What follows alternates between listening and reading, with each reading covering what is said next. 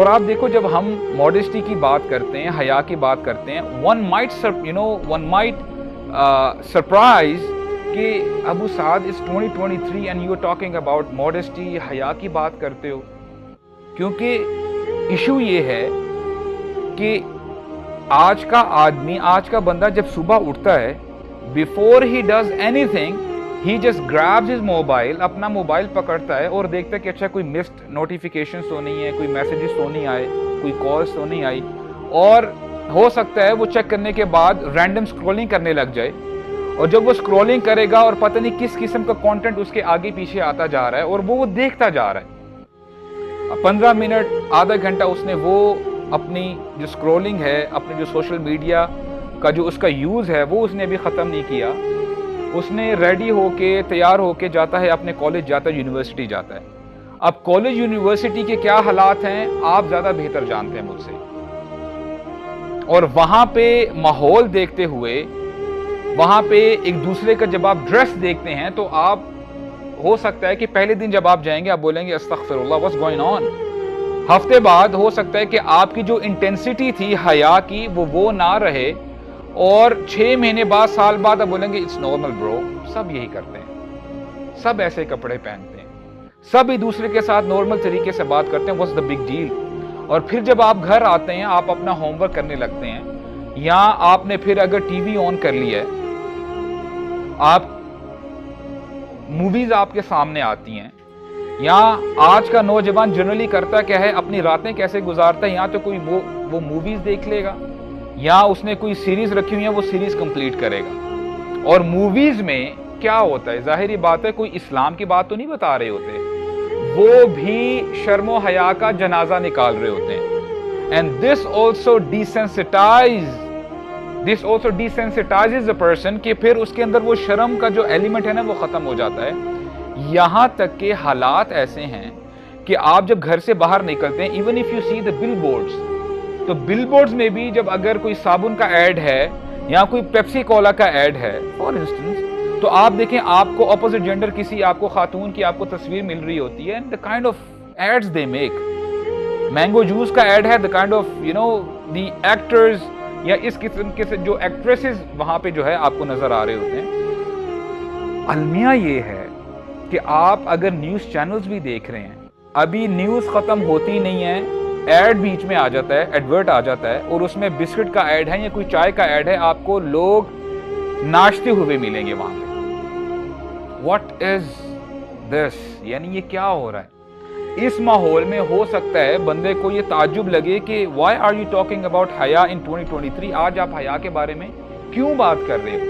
یہ تو normal routine ہے, یہ تو نارم بن چکا ہے سوسائٹی کا. اور میں کسی ویسٹرن کنٹری کی بات نہیں کر رہا ہوں, میں اپنے ملک کی بات کر رہا ہوں. اور یہ کیوں اتنا امپورٹنٹ ہے آپ کو اور مجھے پتا ہونا چاہیے. ہمارے نبی نے فرمایا صلی اللہ علیہ وسلم, اور میں چاہتا ہوں کہ غور سے ذرا آپ سنیے گا اس حدیث کو. ہمارے نبی فرماتے ہیں ان الحیاء والایمان قرنا جمیعا اذا رفع احدہما رفع الاخر, یقیناً حیا اور ایمان ایک دوسرے سے جڑے ہوئے ہیں, they are interlocked. اگر ایک ختم ہو جائے تو دوسرا خود بخود ختم ہو جاتا ہے, چلا جاتا ہے.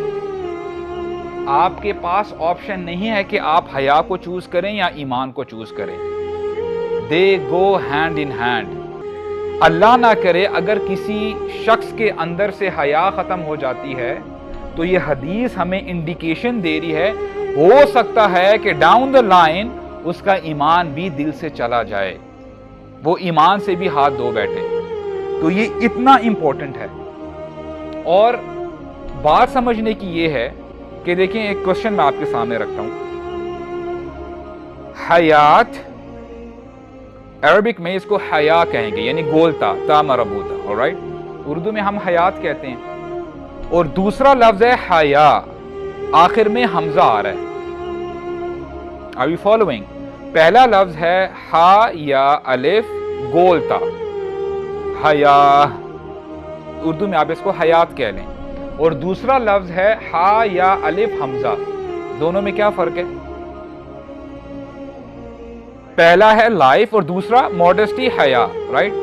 अच्छा, सरप्राइजिंगली दोनों अल्फाजों का जो रूट वर्ड है ना, रूट लेटर्स दोनों के सेम हैं।